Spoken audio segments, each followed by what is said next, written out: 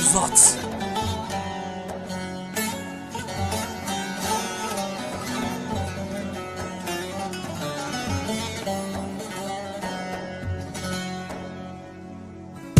Dön bir bak arkana,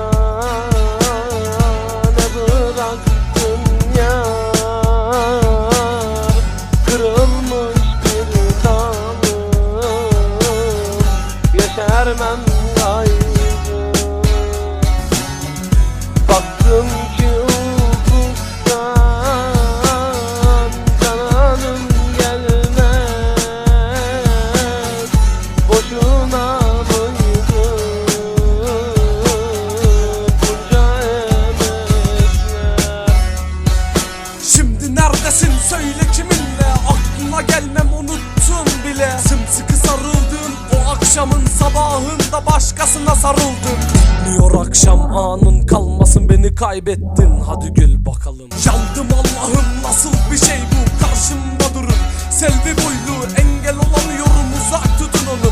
Onun yanında canım acıyor mu? Onun yanında dönüyor kara sevda. Artık maziden kalan bir yara, eskiden düşmanım olan bir şey senin Yerine duman helaldir bana. derdi kardeşlerim isyanlarda, yarana da değil yarattıklarına. Tabii ki herkes aynı değildi, dıştan bakınca hep sessizdi. Kimisi çok sever bunu bilen bilir, kimisi seven ayaklarına yatabilir.